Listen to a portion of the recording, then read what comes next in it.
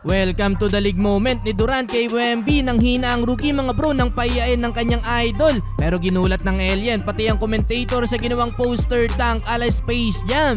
It's Halloween night sa NBA. Tapatan ng dalawang Slenderman, Victor Wembanyama laban sa kanyang idol na si Kevin Durant. No Devin Booker at Bradley Beal ang Suns, kayanin kaya ng rookie na talunin ang isa sa kanyang iniidolo. Well, first quarter, bantayan agad silang dalawa. Timeout agad ang San Antonio matapos ang 4-2 start ng Phoenix. Classic Coach Pop mga bro. After ng timeout, sinukat naman ni Wemby ang depensa dito ni KD pero bigo ang rookie at naagawan siya ng bola. Basang-basa ang gagawin ni Wembanyama. Habang basic lang kay Durant ang mga pull-up jumper gaya neto. Ginawang target shooting ang depensa ni Jeremy Sohan. Alat pa si Wemby, sumubok ng 3 sa harap ni KD pero sala bago ilabas under 7 minutes. Nakapagtala muna siya ng block. Huli ang tira ni Allen. 3-minute mark pa nung binalik si Wemby kung saan lamang na ng 10 points ang home team. 0-4-4 ang start ng alien. Kinakabahan nata kay KD. Wala nang isang minuto, sumubok ng jumper sa harap ni Wemby etong si Durant pero sala ang tira. Pero agad naman bumawi dyan si KD at nakipag-ISO sa 7'4" mga bro. Pasok na ang fadeaway jumper, parang nanghina doon ng rookie.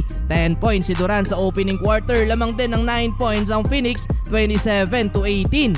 Start of second quarter, pahinga na si KD pero no problem sa opensa ng Suns. Back-to-back 3-pointer para kay Nazir Little. Hindi na natutuwa si Coach Pop sa mga turnovers ng Spurs. Kahit si Wemby after makapag-commit ng turnover mga bro, nilabas agad ni Coach Pop. Mainit si Eric Gordon, pumalo sa 19 points ang biggest lead ng Phoenix. Under 4 minutes pa nang ibinalik si KD. Halos kasabay lang din etong si Wembanyama na patuloy ang off-night shooting. Na hard foul pa dito ni Nurkic. Wala nang isang minuto, nagpaulan pa ng 2-3 si Grayson Allen. Nadakdakan pa ni KD ang rookie pero last 5 seconds hindi pumayag si Wembanyama na walang bawi. Iwan ang depensa ni Durant mga bro at pinosterize ang player ng Suns. Kahit malayo ang take-off, haba naman ang galamay ni Wemby. Kahit si Durant mga bro gulat na gulat sa ginawa na yan ng rookie. 65-43, tambak pa din naman ang San Antonio. Entering the third quarter, finally nakaisang pukol na din sa labas ang rookie. Kaso matagal na delay ang laban mga bro dahil sa naglolokong shot clock. Old school tuloy ang nangyari, nilagay na lang sa baba ang timer. Naibaba ng Spurs sa 12 points ang lead ng Phoenix under 5 minutes kung saan buwat ni Keldon Johnson ang opensa ng San Antonio. Sara na yan mga bro, wala ang rookie na si Wemby. Last 2 minutes, pumukol ng back-to-back 3-pointer ang corner specialist na si Yuta Watanabe. Dahil sa kanya mga bro, muling nakaalagwa ang Phoenix hanggang sa natapos ang quarter. Lamang ng 13 points ang home team,